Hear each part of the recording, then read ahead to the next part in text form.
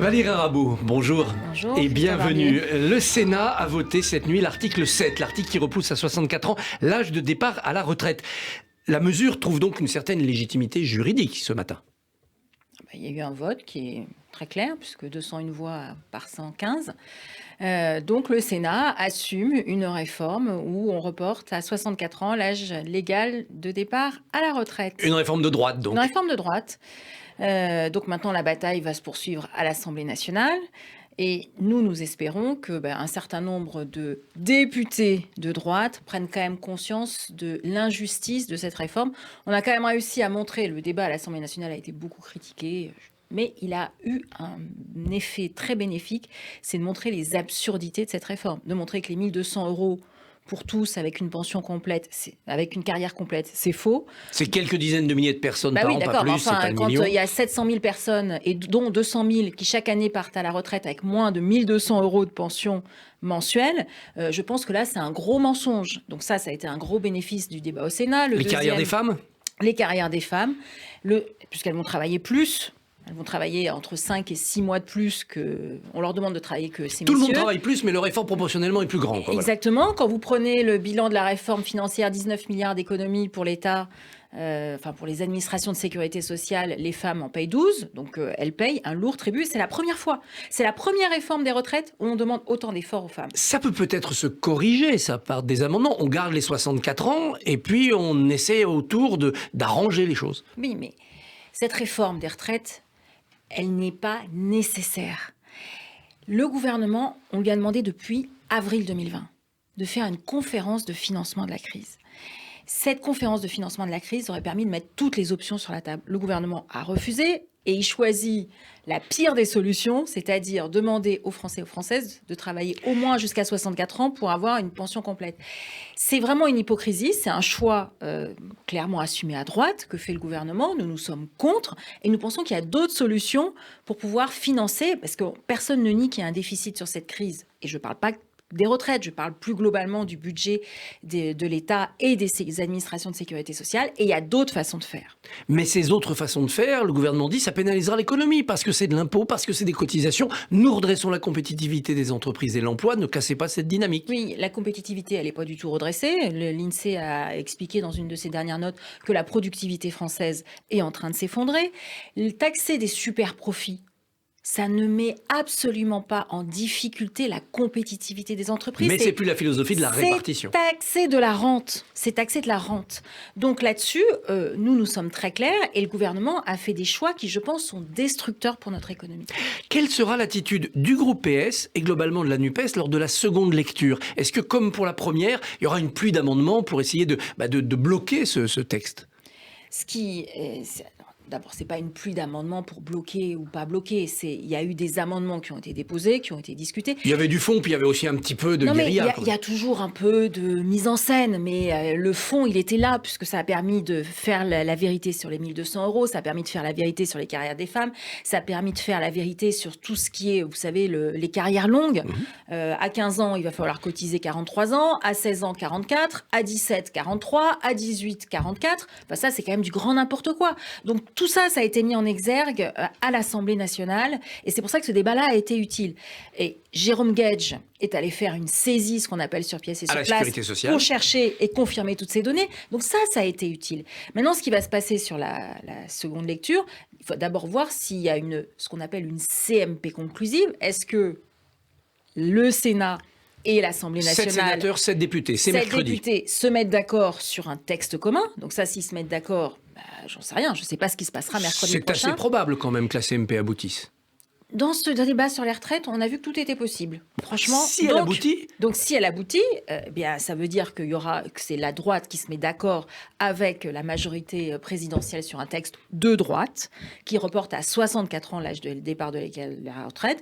Nous battrons pour faire en sorte que ce texte ne soit pas voté à l'Assemblée nationale. Et j'espère que nous y arriverons parce qu'on voit bien qu'à l'Assemblée nationale, le groupe LR n'est pas aussi uniforme qu'il l'est au Sénat. Alors justement, on le voit. Donc ce sera tout l'objet, la bataille de la seconde lecture. Autour des carrières longues, il y a un noyau de LR qui refuse ce texte. Oui, mais ils ont raison. Mais c'est combien ? C'est 4 députés ou c'est 20 députés ? C'est peut-être entre 4 et 20. Mais vous savez, ça va se jouer à très peu de voix.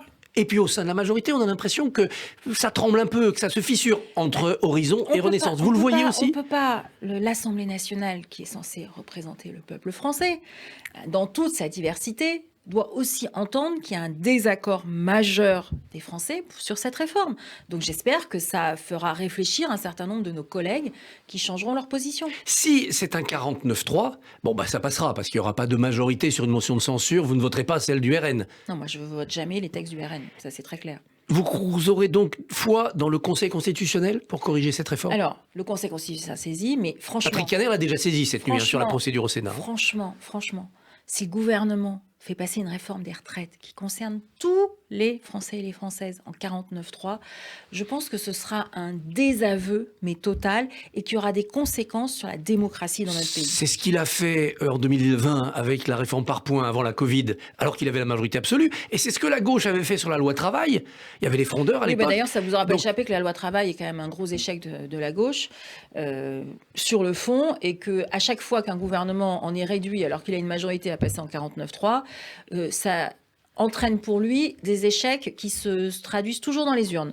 Donc là-dessus, je pense que le gouvernement aurait intérêt à ne absolument pas passer en 49.3. Et puis surtout, il y a un moment donné, il n'y a pas de honte à dire, on entend... le gouvernement devrait se dire, nous n'avons pas la majorité absolue à l'Assemblée nationale, c'est une première depuis 1958, sauf les 4 voix qui manquaient à Rocard. Mais enfin, en tout cas, dans ces proportions-là, c'est une première. Il aurait intérêt à dire... Je rediscute avec les organisations syndicales. Je fais tomber cette histoire d'âge pivot ou d'âge de 64 ans, puisqu'on voit que personne ne le veut. Mais même la CFDT ne le veut pas. C'était le programme du président et son quinquennat s'arrête s'il retire le texte. Mais d'accord, et le programme du président, c'était aussi écrit dans sa profession de foi qu'il y aurait une pension minimale à 1 100 € qu'il a revalorisée à 1 200 avec l'inflation. Ça, est-ce qu'il tient cette promesse-là ? Non, ça ne le dérange pas. Par contre, aller sur les 64 ans, ça, il en fait vraiment un totem qui serait indépassable. Alors, à côté de l'Assemblée et du Sénat, il y a la rue. La France n'est pas à l'arrêt depuis 3 jours, malgré ce que les syndicats avaient promis. Non, la France n'est pas à l'arrêt, mais la mobilisation est très forte. Et elle est très forte dans des préfectures de petits départements, dans des sous-préfectures. C'est la France des territoires qui s'expriment sur cette réforme des retraites. Parce que cette France des territoires, elle a déjà du mal à boucler les fins de mois en travaillant, et en travaillant beaucoup. Et aujourd'hui, la coupe est pleine.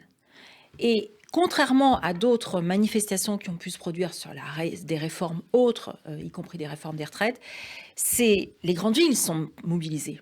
Mais c'est cette France des territoires qui ne s'est jamais autant mobilisée que contre cette réforme. Si ce texte... Ça, le gouvernement aura intérêt à l'entendre. Parce que on voit aussi, et on le voit à l'Assemblée nationale, que d'autres forces type Rassemblement national engrangent sur ce mécontentement. Donc vraiment, il y a une fracture qui est en train de s'opérer, qui est en train de se mettre à jour dans notre pays et que le gouvernement devra entendre. Si ce texte passe, néanmoins, est-ce que la gauche devra garder en 2027 la promesse de revenir à 60 ans ou est-ce que ça sera caduque parce que la vie avance ? Bon, et voilà. Je ne vais pas vous mentir, les 60 ans, je ne suis pas certaine. D'abord, ce n'est pas demandé par toutes les organisations syndicales, donc ça, c'est un premier point. Et difficile à financer ? C'est très difficile à financer, il faut trouver plusieurs dizaines de milliards d'euros. Moi, ce que j'observe quand même, c'est que sur les carrières longues, le seul qui a fait quelque chose pour ces carrières longues, c'est François Hollande, qui a permis à 60 000 personnes, sur les 712 000 qui partent chaque année à la retraite, de prendre leur retraite à 60 ans pour ceux qui ont commencé à travailler très tôt et avec une pension complète. Elisabeth Borne a désavoué le garde des Sceaux, coupable de plusieurs bras d'honneur dans l'hémicycle. Le garde des Sceaux s'est excusé lui-même. Bon, on ferme le banc, on tourne la page ? Non, elle ne l'a pas désavoué. Elle l'a remis en place quand même. Elle lui a dit que ça n'avait pas lieu d'être. Si elle l'avait désavoué, elle lui aurait demandé de quitter le gouvernement. Elle l'a quand même bien sermonné. Sermonné, c'est d'accord. C'est pas suffisant. Mais moi, j'avais déjà, en décembre, été amenée à reprendre le garde des Sceaux, qui effectivement n'a pas un respect de l'Assemblée nationale qui est à la hauteur de sa fonction. Mais globalement, on a l'impression qu'à l'Assemblée nationale, il y a beaucoup d'incidents de ce type. On l'a vu dans les débats sur les retraites. Ça sent sauvage à l'Assemblée. Sauf qu'il y en a beaucoup avec lui. Il a un style. Mais à l'époque, on avait reproché à feu Henri Emmanuelli aussi un doigt d'honneur. Mais le style, c'est une chose. Le non-respect, c'en est une autre. Certains reprochent à la présidente, Yaël Braun-Pivet, de manquer d'autorité. Et vous qui la voyez beaucoup comme vice-présidente, il y a d'ailleurs beaucoup de femmes à cette vice-présidence. Est-ce que vous reconnaissez qu'il y a un problème d'autorité ? Je ne sais pas ce que ça veut dire manquer d'autorité. Quand on est au perchoir à l'Assemblée nationale, on est neutre. On préside, parce que l'Assemblée nationale est le lieu de rencontre de toutes les opinions, et chacun a le droit à son temps de parole. Donc, je ne sais pas ce que ça veut dire manquer d'autorité, parce que le président Perchoir n'est pas le chef des députés, absolument pas. Il régule la discussion. C'est un arbitre sur un terrain, quoi. C'est même pas un arbitre, c'est pas lui qui siffle les points. C'est de la régulation du débat pour que les opinions puissent s'exprimer. Donc, il n'y a pas de chef, il n'y a pas d'autorité, il y a juste le respect des règles démocratiques votées par l'Assemblée nationale elle-même pour qu'ils définissent le règlement de notre hémicycle. Emmanuel Macron veut inscrire le droit à l'IVG dans la Constitution très vite, dans les prochains mois. Est-ce que vous approuvez? Est-ce que vous pensez qu'il y aura 3/5 du Congrès pour le voter? Je l'espère, et oui, évidemment, c'est une mesure que nous soutiendrons. Ça protégera vraiment le droit des femmes pour le futur? Mais ce qui protège le mieux le droit des femmes, c'est qu'on donne les moyens pour que les délais puissent être respectés tels qu'ils sont inscrits dans la loi pour pratiquer l'IVG, qu'il n'y ait pas d'entrave qui soit menée, parce qu'on voit que ça commence comme ça dans les pays qui ont reculé sur l'IVG, c'est par manque de moyens, par pression.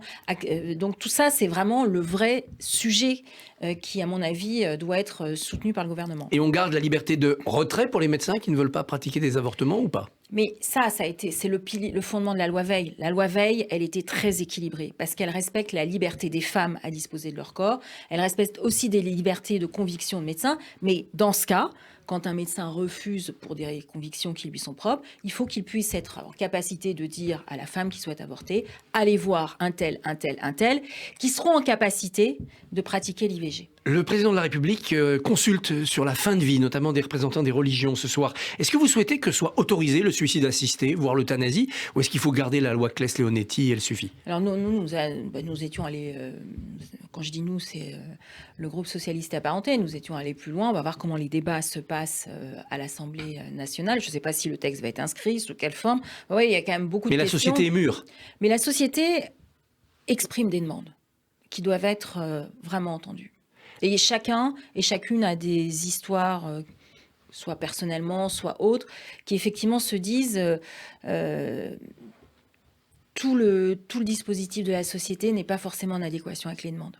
Valérie Rabault, merci, bonne journée. Merci, bonne journée, Christophe Barbier. Montauban, bonne chance au championnat de rugby. Merci. Merci beaucoup. Et demain, votre invité, Christophe, sera Charlotte Cobel, secrétaire d'État chargée de l'enfance.